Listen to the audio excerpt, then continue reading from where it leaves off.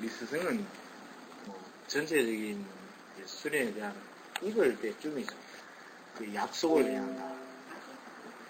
그렇죠. 그러니까 약속을 해야 한다는 게. 그러니까 우리가 무슨 약속을 말입니까? 그러니까 그 약속이라는 것은 서로가 지켜야 하는 것이다. 상대와 내가 약속을 지킨다는 것은 상대가 없지만은 그 약속을 지킴으로 해서 서로가 만날 수 있는 장이 된다는 거예요. 그래서 내가 때가 되면 나도 이 세상에 없을 몸이 되는데 이제 너희들이 사회에 나갔으든 개인 수련을 하든 간에 자기 스스로를 게을리하게 되고 게을리함으로 해서 상대에 대한 아픔 또 이때까지 쌓아온 모든 수련들이 헛수로 돌아갈 수가 있다는 거예요. 너희들이 수련 자체가 완전히 완숙 단계에 들어갈 때까지는 살아있을 수가 없다는 거죠. 나의 약속이지만 가지고 보면 너 자신에 대한 약속이라는 거예요. 그래서 이 약속을 6가지 정도로 정해서 약속을 지켜야 한다는 거예요. 근데 이 약속을 10년 정도를 지켜야 한다. 10년이라는 단어는 열이라는 단어와 같은 것이다. 열은 완성의 숫자고 완성은 하나의 완벽함을 이루기 때문에 그래서 완성이 되면 어떠한 곳에 어떤 쪽에 가더라도 늘 그거는 존재하기 때문에 근데 미완성이라는 것은 항상 없어질 수 있는 요소가 있다는 거죠. 그러니까 건물도 짓다가 말면 어느 누가 와서 반드시 그건 허물게 된다는 거예요. 근데 건물도 완전히 완성을 짓고 나면 누가 오더라도 허물지 못하게 된다는 거죠. 그래서 뭐든지 완성을 이룰 때까지는 자기 자신을 이끄는 기간이 필요하다는 거예요. 그게 이제 10년인데 그 10년을 스스로가 잘 지켜서 잘 행해내면 큰 공부가 될 거라 이리 얘기했죠. 그러면서 한꺼번에 다 얘기하는 건 아니고요. 그러니까 그걸 이제 나누어서 몇 개월에 거쳐서 한 가지씩 얘기를 해요. 이 가장 이제 첫 번째가 물질에 집착하지 말라. 그죠? 물질에 집착하지 말고 탐하지 말라. 그러니까 모든 근본에 흐트러지는 물질로부터 시작될 수 있는 근본을 가지고 있다. 이 나무가 그름이 아주 없으면 그것 또한 나무가 살지를 못하고 또 그름이 너무 많으면 웃자라게 되고 또 그름 때문에 죽게 된다는 거죠.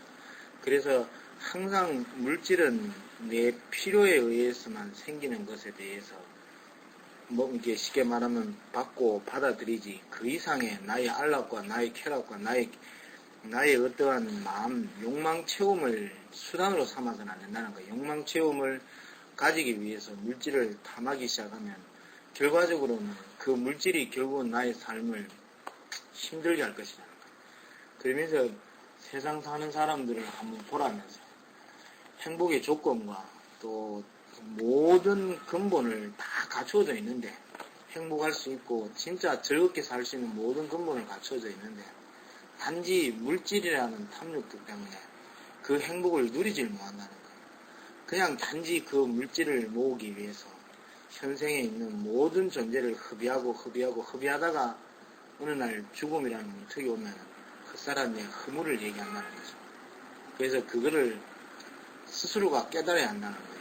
그래서 물질이라는 것은 나를 흥하게도 할 수 있고 또 나 자신을 완전히 멸망하게 될 수 있으니까 적당함을 가져라. 그리고 완전한 없음의 빈곤함도 느껴봐야 하고 그리고 물질의 풍요도 느껴봐야 한다는 거예요. 물질의 좋음. 예를 들면 뭐 우리가 지금 등산복을 사지 않습니까? 옛날에는 그냥 뭐 바지 제가 입고 다녔잖아요. 바지 입고 그 바지를 입으면서 산 다니면 스판이 아니니까 막 찍찍 땡기고 막 문들리고 쓸리고 이래 되니까 많이 불편했다는 거예요. 그래도 산행을 못했냐면 산행을 한다는 거죠. 그래서 내가 기능성 바지를 입었던 기능성 바지를 안 입었던 간에 내 한 마음이 산을 가고자 하는 마음에 있으면 기능성 바지든 기능성 바지지 않든 아무런 상관이 없다는 겁니다. 그 마음이 중요한 건데 대부분 사람들은 무조건 등산 한번 간다고 그러면은 신발 뭐 10몇만 원, 바지 뭐 9만 얼마, 뭐 얼마부터 다 준비해 놓고 딱 한 번 말고 가 끝난다는 거죠. 그거는 욕심입니다. 뭐 옷에 대한 욕심, 뭐 자기의 편함에 대한 욕심인데 진짜 뭐 신발을 하나 사든 기능성 바지를 하나 사더라도 진짜 산행을 위한 바지를 사게 되면 그거는 물질에 대한 탐욕이 아니라는 거죠. 그러니까 산행을 하기 위한 편함을 부수적인 걸 제공한 거지. 근데 산행 한 번 하기 위해서 남한테 보여주기 위해서 남한테 쪽팔릴까봐 메이크 있는 상품, 기능성 바지, 신발, 무슨 돈 많이 주는 거 이런 걸로 신지 말아야 한다는 거죠.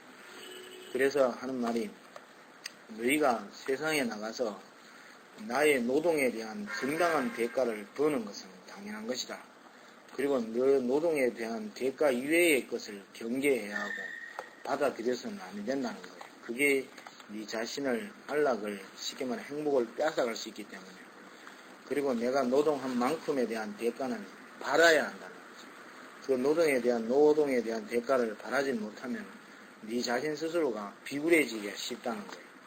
그래서 항상 네가 노력한 만큼에 생긴 것은 정당하게 해야 하고, 그러하게 또 정당하게 번 것은 정당한 세금을 내야 하고, 또 정당하게 번 것은 또 정당하게 베풀 수도 있어야 하고, 항상 금은 돈이 되지 않도록, 그리고 또 그 물질이 이제 나의 어떠한 안락의 추구를 위해서 뒷돈이 되어서도 안 되고, 항상 밝은 데로 가고 밝은 데로 움직일 수 있도록 그 물질을 요구해라는 거예요. 그리고 너희 물질을 베풀 때에 그 물질이라는 마음의 무덤이 이익에 대한 쉽게 말하면 거래에 대한 무덤이냐 따뜻함에 대한 무덤이냐 이걸 구별해야 한다는 거예요.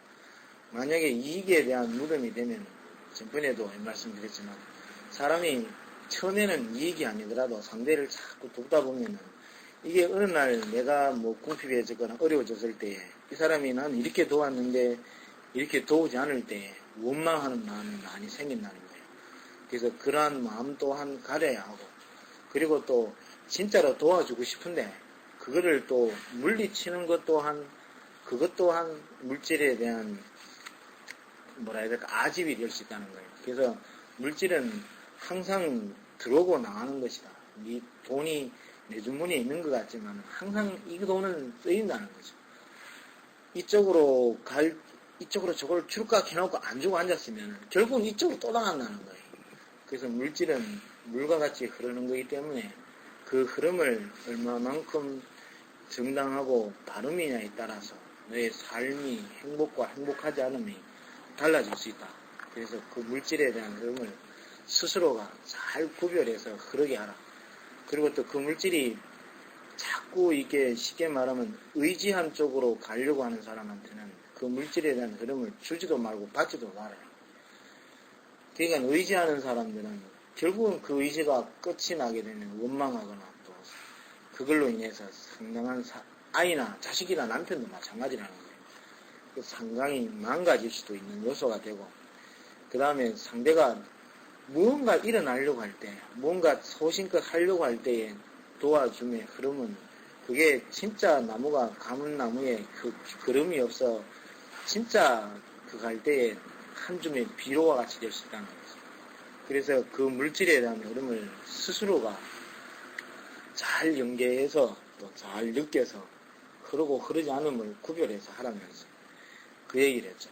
그리고 물질은 이제 선을 그어야 하는데 그 선을 넘지 말아야 하는 게 뭐냐면 사람들은 대부분 다가 이게 물질의 선을 몰라요. 그러니까 막 부족하면 부족한 대로 채우려고 하는 거거든요. 이 물질의 선은 뭐라 생각합니까?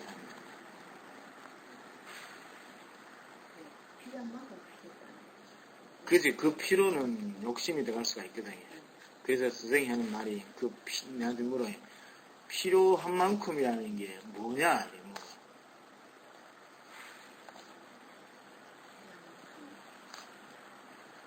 그러니까 물질, 사람들이 그러잖아요. 내가 사는데 필요한 만큼은 물질이 있어야 한다라고 얘기하지 않습니까? 근데 그 필요한 만큼의 기준은 어디에다 둬야 하느냐 이거죠. 잘 모르겠죠. 그때 내가 대답한 게 뭔지 압니까? 그 표명을 못했는데 나는 했거든요. 나의 수입입니다. 수입이 그만큼 수입도 많은 수도 있잖아요. 그러니까 내 수입입니다 이렇게 얘기하니까 맞다는 거예요. 네 수입만큼 필요에 의해서 살아라는 거죠. 이게 내가 돈을 정당하게 벌고 정당하게 되는데 항상 그 물질의 기준이 나의 수입에만 준하면 넘치지도 않고 이게 줄지도 않는다는 게 딱 맞게 돌아간다는 거예요. 근데 대부분 사람들은 자기 수입보다가 더 많음을 가지기 때문에 결과적으로는 다 흑댐을 가진다는 거죠. 허영이 들고. 그래서 자기보다 수입이 쉽게 말하면 자기 수입보다가 많은 지출하게 되면 궁핍한 건 당연한 일이에요. 그래도 수입이 여러 일정한 선에서 자기가 거기에서 분배를 해서 살아가면 거기에 대한 물질의 선은 넘지도 않고 덜하지도 않는다. 그 사람들이 이 건물 주인이 100억을 버는데 한 달에 1,000만 원을 버는데 1,000만 원을 다 써야 합니까? 이게 또 수입에 준한다 하지만 제 말은 그 말이 아니고 1,000만 원을 벌면은 또 1,000만 원을 번 만큼에 대한 쓰임을 알아요. 그래서 자기가 얼마를 도운다든지 또 얼마를 한다든지 그 쓰임의 나눔을 가져야 해요. 그래서 1,000만 원을 번다고 해서 그 1,000만 원의 쓰임이 내 자신에게 전체적으로 다 쓰여서는 안 되죠. 그 벌의 70%는 나를 위해 쓰되 30%는 남을 위해 쓸 때에 또한 쉬워진다는 거예요. 이거 그러한 조율은 또 나중에 한번 얘기를 해서 들어가시면 되고요. 그 다음에 이제 스승과 명예에 집착하지 않아야 한다는 거예요. 이 사람들이 처음에는 스승님이 왜요? 자기가 배움을 가질 때에는 아집이 없다는 거예요. 그냥 스무하게 남들이 얘기하면 막 수용적이고 배우려고 노력을 하는데 이게 어느 날 스승이 되고 내가 낸데 내가 이마에 배웠다라는 생각이 드는과 동시에 이제 시비가 되기 시작하고 상대를 비난하기 시작한다는 거예요. 항상 나의 정당화를 하기 위해서. 그래서 현재의 종교와 현재의 종파와 이 학파와 지금 교육계와 이 모든 것들이 전부 다가 내가 스승이라는 것, 그 하나 때문에 수많은 가지와 갈림과 시비가 시작된다는 거예요. 그래서 그리고 또 내 윗대의 스승에 대해서 집착을 한다는 거예요. 그러니까 지금 예수나 스가, 공자, 이 시대에 나왔다라는 스승들의 집착함으로 해서 대립과 대립을 놓게 된다는 거예요. 스승은 그냥 나의 진리를 전해준 공경의 인의 대상으로서 느껴야 하는데 그거를 하나의 스승을 무기화한다는 거죠. 그러니까 내 물으면 예를 들면 학파가 어딘가 가문하는 거 있잖아요. 무슨 조신가 이렇게 하면 예를 들면 다른 조시다 이렇게 하면 그건 쌍놈 조시네 이렇게 하는 것들이 결국은 자기에 대한 우울함, 타고남을 얘기한다는 거죠. 그래서 스가와 예수도 지금 스가를 믿는데 보면 조계종을 믿느냐 천태종을 믿느냐에 따라서 또 아니면 쌀이빈의 옳은 종교네 바른 종교네 이런 구별이 나온다는 거죠. 그런 구별들은 대부분 다가 스승에 대한 흐름 때문에 그렇다는 거예요. 그래서 스승은 하나의 가문의 학파와 학문의 파장이 아니라 진짜 사람이 인의 몸으로서 나의 법을 또 나의 어떤 진리를 또 나의 본성을 깨닫게 해주는 고마움의 대상 그게 스승이 되어야 하는데 그게 스승에 대한 공경과 스승에 대한 흐름이 아집과 관념과 절대적일 때에는 엄청난 시비와 갈등이 일어나기 시작합니다. 그래서 종교와 종파가 이렇게 싸우는 것은 바로 그러한 것이다. 그래서 스승을 그렇게 존경하고 함으로 해서 나는 명예를 가지게 된다는 거예요. 그래서 또 나는 그러잖아요. 선배 후배라든가 이런 것들이 보면 선배를 억수로 깎듯이 모시잖아요. 연예계라든가 기타 학교에서 왜 그리 모신 줄 압니까? 당연하죠. 내가 스승한테 어떻게 했는데 내가 선배들한테 어떻게 했는데 그러면 시기들은 너희들이 하는 명분이 생기는데 내가 스승한테 개판 쓰고 내가 후배한테 선배한테 대접을 해놓고 내가 대접하려는 명분이 없잖아. 그죠? 이걸 명예라는 거예요. 그 명예라는 것은 내가 명예롭게 이 나라를 위해서 진짜와 이 안중근 의사처럼 이렇게 죽었다. 또 아니면 뭐 하여튼 뭐 죽었다, 명예롭게 죽었다는 거죠. 그러려면 이제 그 밑에 아이들이 저 사람을 저렇게 죽었으니까 나도 저렇게 해야 한다. 근데 이게 이렇게 해버리면 명예에 욕취를 한다, 뭐 욕을 먹인다, 이런 쪽으로 얘기해야 되는 거죠. 그래서 스승을 억수로 공경하고 스승을 진짜 신처럼 떠받드는 자체가 나를 명예롭게 하기 위해서 하는 거예요. 그래서 그거를 경계해야 한다. 그래서 스승이라는 개념은 나의 근본과 근본, 인과 인에 대한 정에 대한 고마움이고 깨닫게 해준 하나의 어떤 감사의 대상이고 사랑의 대상이어야지 그 스승이라는 어떤 도력과 암과 깨달음들을 자기의 명예욕을 높이기 위한 쓰임을 가져서는 아니 된다는 거죠. 그거를 항상 경계하고 경계해서 네 스스로를 항상 네 스스로가 다잡아야 하는데 스승을 빌미로 해서 너의 명예를 높일 것을 주의해야 한다. 그런 얘기예요. 그리고 이제 만물과 모든 사람을 현혹시키지 말라. 그러니까 현혹이라는 것은 상당히 중요한 겁니다. 사람은 무언가를 보더라도 항상 보탬을 가져요. 뭐 예를 들면 뭐 똑같은 걸 보더라도 말 넘길 때 보면 약간씩 불어나요.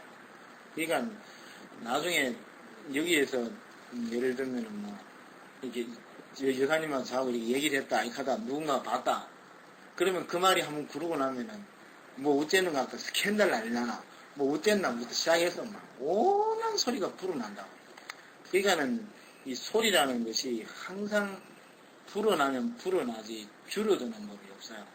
그래서 근데 줄어드는 것은 뭐냐면 너무 좋은 것을 잘 되는 것을 할 때에 줄어들게 돼 있어요. 그런 반면에 사람이 나쁜 것이 될 때는 더욱더 불어남을 가지게 돼요. 그리고 항상 자기가 남한테 못 보이고자 하는 심리는 없어요. 전부 다 자기 자신을 좀 더 과장되게 좀 더 이렇게 있게 보이려고 한다는 거죠. 그러니까 동창회 이런 데 가면 한 명이 뉴그랜드를 타고 들어온 거예요. 들어오면 와 자전거에 가니까 야이 핫픽하고 뭐 내 돈 벌었다 하고 돈 쓰고 이래 갔는데 이제 그 동창회 끝나고 또 집에 가려고 하는데 보니까 허에 뭐 이렇게 나가더라는 거죠. 그러니까 이제 렌트거를 하였던 거죠. 그러니까는 사람은 항상 자기를 과시하고 싶어 한다. 수련도 마찬가지고 스승들도 내가 못났다. 내가 이렇게 보잘것없는 거라 하는 자체가 그 사람한테 너는 그런 것을 못하는 것을 나는 그렇게 하고 있다라고 보여지기 위한 현상이죠. 이것도 현욕이에요. 예를 들면 뭐 석가모니라든가 아니 석가모니 스님들이나 이런 분들이 탁발 하나, 옷 하나, 뭐 하나 요거 외에는 아무것도 없다 나는.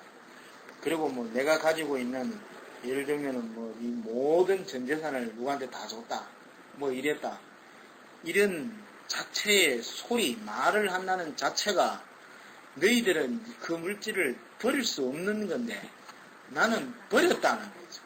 그러니까 너는 나를 따라오질 못한다. 그러니까 나는 너보다가 훨씬 낫는 것이다. 그게 결국은 이 나았음을 없음을 통해서 자꾸 현혹시키는 사람들. 그리고 또 종교들이 현혹시키고 있고 백화점들이 특별 세일로 현혹시키고 뭐 특별하게 판다. 뭐 죽도록 사랑한다. 뭐 아이한테 니밖에 없다. 뭐밖에 없다. 세상엔 모든 근본이 지금 현혹되고 있는 거예요. 그래서 이 현혹들을 잘 살펴야 합니다. 현혹을 어떻게 생각하십니까? 지금 세상이 그러니까 여기에서 이 현혹 자체를 쉽게 말하면 따라가다 보면 사람이 더욱더 사람이 지치고 쓰러지게 돼 있어요. 그래서 옛날 말에 사람들이 현혹될 것을 보여주지 말라. 그게 뭐 천지불인이라 했나? 노자가 말하길 천지불인이라 하는 게 있어요. 천지는 어질지 않다. 아주 냉철하다는 거예요. 근데 뭐 천지는 인자하고 천지는 뭐 신은 아주 무슨 뭐 하나의 뭐라 해야 되나 인자한 모습이라 하지만 그게 아니라는 거예요.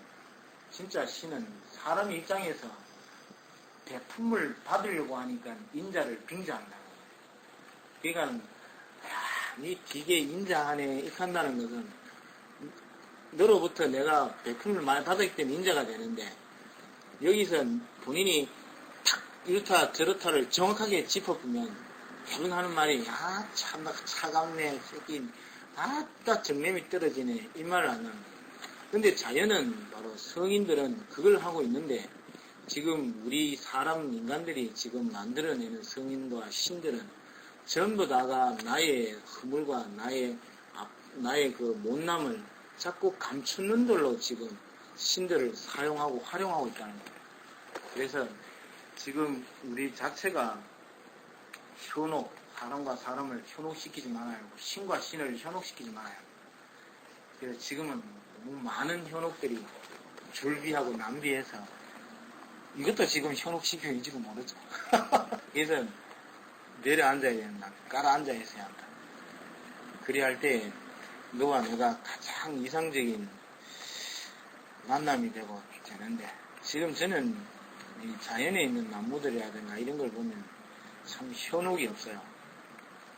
이 진짜 봄이 돼서 따뜻하면 대지에 나무를 피우고 나무를 피워서 꽃을 피워서 뭐 꽃을 피우면 벌을 유인한다 하지만 그건 벌을 유인하는 것이 아니라 벌에게 나누어 주는 거예요.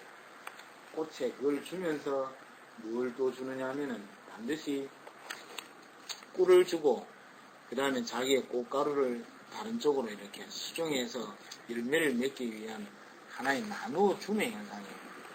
근데 사람들은 꽃이 현혹한다 이러는데 현혹이라는 것은 상대에게 나누어 줌이 없이 받는 것만 현혹이라는 거예요. 그래서 그거를 잘 구별해서 해야 하고 그런 얘기를 했죠. 그 다음에 때를 느낄 줄 알고 때에 따라 움직여야 한다. 사람들은 때를 모르는 거예요. 그 알맞은 것, 거기에 움직일 때가 되는 것, 나가야 될 때가 되는 것, 이걸 가장 정확하게 지키는 게 봄이라는 때, 여름이라는 때, 가을이라는 때, 겨울이라는 때, 그게 때라는 겁니다. 이 겨울이 아무리 길고 긴 것 같아도 어느 날 봄이라는 때가 되면 새싹들은 하나같이 파리를 틔운다. 그래서 새싹들은 때를 아는 거예요. 근데 인간들은 때를 모르죠. 그러니까는 때를 모르고 움직이고 때를 모르고 살다 보니까 전부 다가 서있고 웃자라고 부닥치고 싸우고 깨지는 거예요. 그러니까 이 때를 알아야 해요. 그러니까 사람이 움직이는데도 살면서 뒤돌아보면은 항상 때에 따라 움직였다는 걸 알 수가 있어요. 근데 이 때는 나의 때가 있고 상대가 때가 있어요. 환경의 때가 있다 이 말입니다.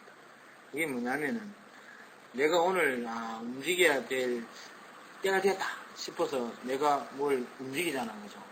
그러면 이 바깥에 있는 때가 안 되면은 이 두 개는 또 헛되게 돼 있어요. 예를 들면은 사과나무가 아주 웃자라가지고 지금 사과가 다 익었다 싶을 때 딱 뜰주면은 이 가을이라는 썰이라는 때가 안 오면은 결과적으로는 이 사과는 제대로 되지 않는다는 겁니다.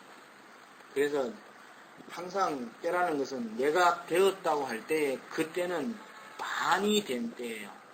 상대가 되었다라고 할 때에 때가 맞는 겁니다. 이제 거래라는 게 바로 그거죠. 특히 집을 사거나 뭐 돈을 받을 때 여사님이 집을 산다 했는데 나는 팔 때가 돼서 팔려고 하는데 살 사람이 이걸 살 때가 안 되면 안 된다는 거죠. 집을 뭐 팔려고 아무리 내놔도 살 사람의 때가 안 되면은 결과적으로는 안 된다는 거죠. 결국은 뭐냐면 내 마음이 앞서지 말라. 항상 어우러지는 때, 봄이라는 때에 삭을 틔우고 여름이라는 때에 모든 활력을 가지고 가을이라는 때에 열매를 만들어서 겨울이라는 때에 저장시켰다가 또 봄이라는 때에 싹을 틔우라는 이런 뜻입니다. 그래서 지금 내가 여사님하고 만나서 대화하는 것도 이 때가 됐기 때문에 이렇게 주고 가는데 이 대화를 다른 사람들한테 아무리 이해시키고 아무리 전해주려고 해도 상대는 알아듣지 못한다는 거예요. 그래서 때라는 것은 안 되는 거죠. 내가 지금 이 강의를 수없이 하지만은 그걸 받아들여야 될 때가 안 된 사람은 그냥 또 시작이다. 또 잔소리한다. 이 생각이 든다는 거죠. 그러니까 여사님도 이제 이게 엄마가 됐잖아, 그지? 그래 나면은 이때에 뭘 하냐면 엄마가 우리를 키울 때 어땠을 거라는 그 때를 아는 거죠. 엄마의 때를. 그러면 나의 때가 알고 그러면 거기에 공경이 되는 겁니다. 근데 뭐라 그래요? 초회나 다혜처럼 막 그런 나이 때는 왜 엄마가 저걸 안 해주나 이거죠. 왜 저걸 통제하고 하지 마라 하고 막 좋은 게 있고 막 하는데 왜 하지 마라 하나.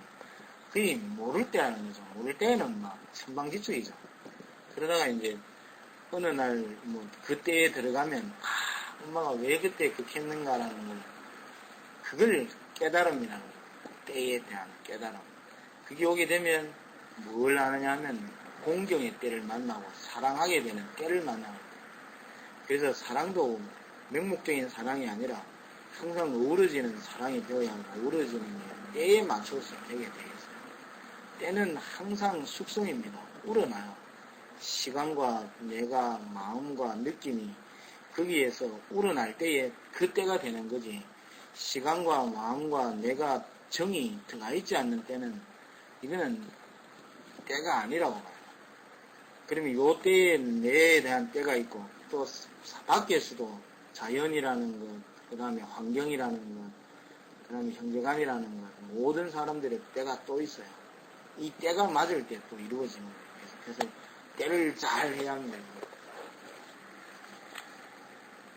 그 다음에 이제 인형과 여자와 남자를 구별하지 말라. 이게는 요즘 사람들은 보면 만남을 가렸어요. 그러니까 만남을 가리다 보니까 항상 다기능적이지 못해요. 그러니까는 편식을 하는 것 같다는 거죠.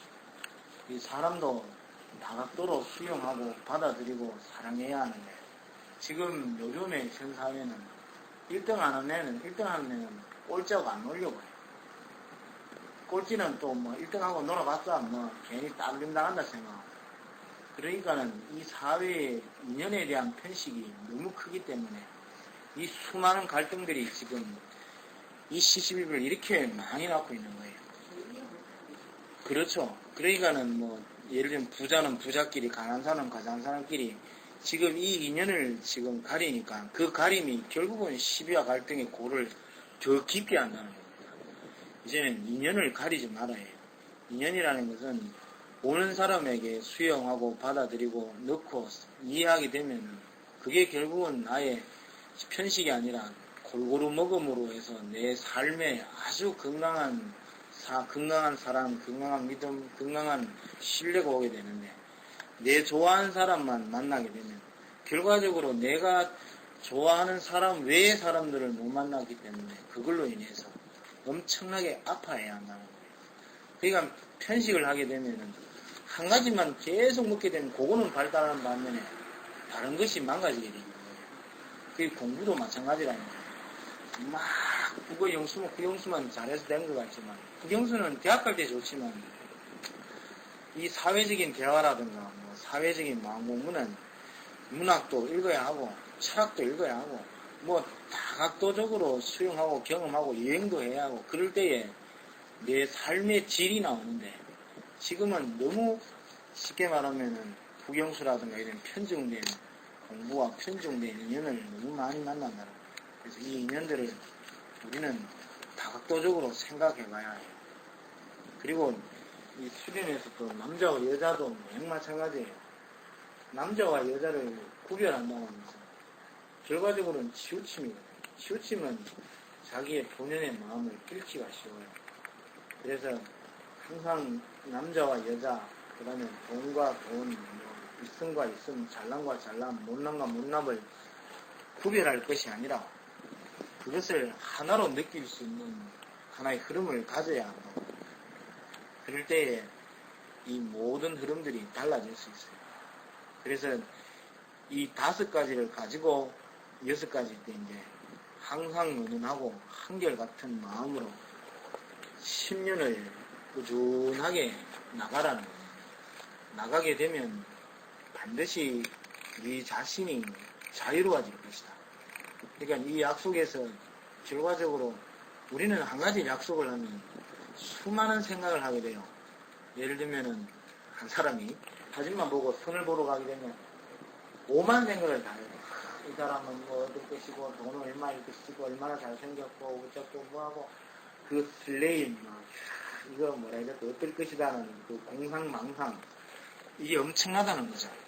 근데 막상 나가서 만나보면 택도 아니라는 거예요. 자기가 생각했다는 것만큼 그 사람이 성에 찰 리가 없죠. 그러면서 이제 그 사람과 결혼을 하게 되면 조건이 한 50%만은 결혼하게 되면 그때부터 그 사람하고 뭡니까 맞춰서 살아가게 되는 거예요. 이것도 똑같은 겁니다. 10년이라는 세월을 지키면서 못 지킬 것, 이 갈등을 하는 건 내가 왜 지켜야 하는지, 또 이거를 하게 되면 허술한 세월만 보내는 것은 아닌지, 이걸 하고 나면 뭐가 있을까? 또 뭐 누구 말 맞다나 돈도 안 되는데 이걸 어찌해야 될까? 뭐 이러한 갈등들이 많다는 거죠. 근데 그 갈등을 겪고 이기고 나서 이제 10년이라는 세월 속에 탁 오게 되면 자기에게는 뭐가 생기느냐 하면은 그래서 무엇이 선지 악인지를 구별할 수 있고 또 내가 누구인지 아닌지 감인지 아닌 감인지 오민지 마금인지 인연이 될 건지 안 될 건지 알 수 있다. 그러니까 그 알미 결국은 네 자신을 고용하고 평온하게 할 것이다 이랬는데 그게 실제로 돼요. 그래서 사람이라는 게 순간 생각과 생각에서 움직이는 것이 아니라 생각과 생각을 움직이는 가운데 익어간다는 것을 그때 제가 알았다니까요. 우리는 생각과 생각하는 가운데 엄청나게 막 많은 거를 이거 참 알 것 같지만 내면에서 동하는 마음을 느끼는 것은 자기를 익어가게 한다는 것을